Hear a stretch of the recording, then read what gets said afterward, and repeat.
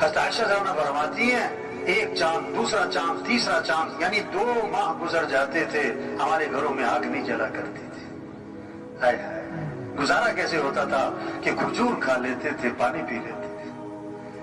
کہنا بڑا آسان ہے، سننا صبح اور سوچے تو اسے 2 مہینے آگ نہیں جلی، زور نہیں لگایا کھانوں پر، زور لگایا کھانوں پر. حضور صلی اللہ علیہ وسلم نے فرمایا بدترین برتن جس کو بھرا جائے وہ کیا ہے؟ پیٹ. پیٹ. دوسرا زور لگ گیا کس پر؟ کپڑوں پر. دے سوٹ پہ سوٹ، دے جوڑے پہ جوڑے. یہ مستورات کو ایک پریشانی پتہ کیا ہوتی ہے؟ کہ الماری میں جگہ نہیں ہے، اور اگلی پریشانی ہوتی ہے کہ سوٹ لینے جانا ہے، جگہ پہلے ہی نہیں ہے. اور تیسری پریشانی یہ ہوتی ہے کہ اتنے سارے سوٹ ہیں، پہننا کون سا ہے. اور جب کہیں سے واپس آتی ہے تو زیادہ پریشانی ہوتی ہے. کیوں؟ کہ ایسا تو فلانی نے بھی پہنا ہوا تھا. کہاں زور لگ گیا، کہاں زور لگ گیا. حضرت عمر رضی اللہ عنہ، حضرت عائشہ رضی اللہ عنہ کے بھانجے فرماتے ہیں کہ خالہ نے 70,000 درہم لوگوں میں تقسیم کر دیے اور خالہ کے کپڑوں پر پیبند لگے ہوئے تھے. خالہ کے کپڑوں پر زور نہیں لگایا، کپڑوں زور نہیں لگایا. زور حضور صلی اللہ علیہ وسلم نے عائشہ سے فرمایا کہ عائشہ اگر آخرت میں میرے ساتھ رہنا ہے تو 3 باتوں کا اہتمام کرنا. اللہ کے نبی کو زیادہ محبت عائشہ سے تھی. آپ نے فرمایا کہ اللہ نے بیویوں میں عدل کرنے کا حکم دیا، تو میں ظاہری عدل تو کرتا ہوں لیکن میرا دل عائشہ کی طرف مائل ہے، یہ میرے اختیار میں ہے. تو آپ نے کیا فرمایا کہ اگر آخرت میں میرے ساتھ رہنا ہے تو 3 باتوں کا اہتمام کرنا. پہلی بات فرمائی کہ عائشہ اس وقت تک کپڑوں کو پرانا سمجھ کے نہ چھوڑ دینا جب تک کہ ان پر پیوند نہ لگ جائے، جب تک کہ ان پر. دوسری بات فرمائی کہ عائشہ مالداروں کے پاس بیٹھنے سے اپنے آپ کو بچانا، کیونکہ آدمی کے اندر مال کی بھی تما اور ہرس اور لالچ اور دوڑ میں لگ جاتا ہے. اور تیسری بات فرمائی کہ عائشہ دنیا سے اتنا توشہ لینا جو ایک مسافر کے لیے کافی ہوتا ہے، اللہ لمبے چوڑے چکر میں نہ پڑ جائے. تو زور غلط جگہ لگ رہا ہے. کیا؟ کھانوں پر، دوسرا کپڑوں پر، تیسرا زور لگ گیا کس پر؟ تعمیرات پر، مکانوں پر.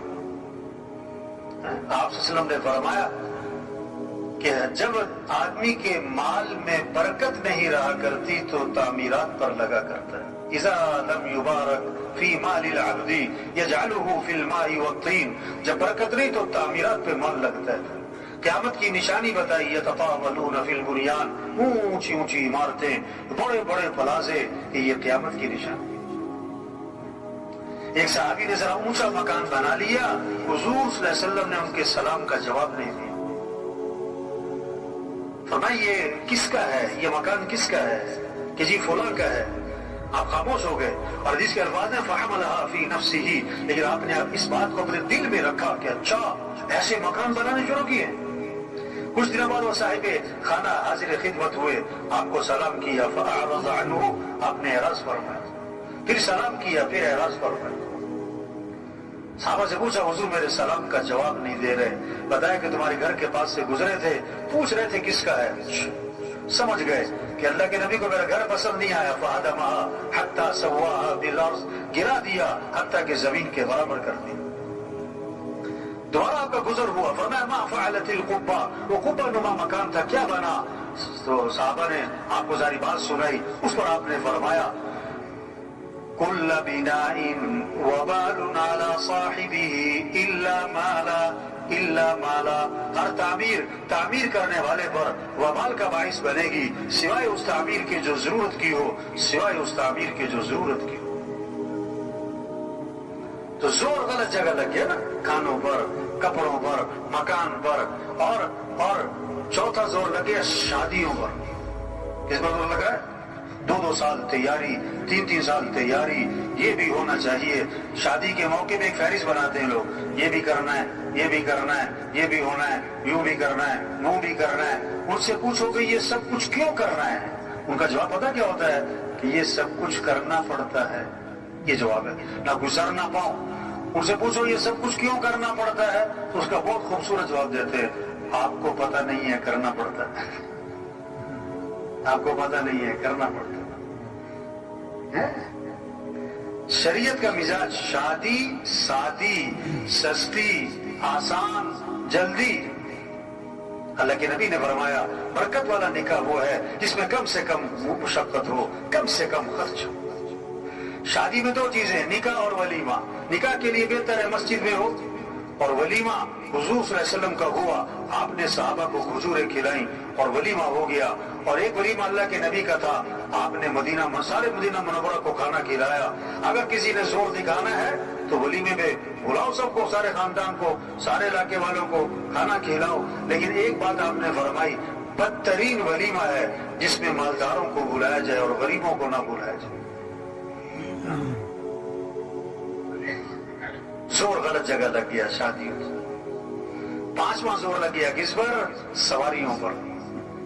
پانچواں زور سواری پر لگ گیا۔ صحابہ کا ایک سفر ایسا تھا، پاؤں میں جوتا بھی نہ تھا، ننگے پاؤں، یعنی پورا لشکر کے اکثر لوگ پاؤں ننگے پاؤں، اور وہاں کون سو کی سڑکیں بنی ہوئی تھی، ایسا پتھریلی زمین، پاؤں زخمی ہو رہے تھے تو کپڑے پھاڑ پھاڑ پاؤں پہ لپیٹے، اس کا نام بنا غزوہ ذات الرقاع۔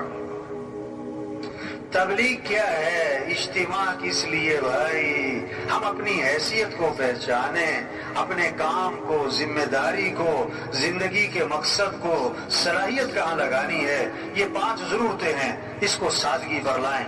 کھانا، لباس، مکان، شادی، سواری، بقدر ضرورت۔ اصل جو زور لگے ہمارا، صلاحیت لگے، وہ کس پر؟ اللہ کا دین دنیا میں چمک جائے، اللہ کا کلمہ بلند ہو جائے، سارے انسانوں کو ہدایت مل جائے۔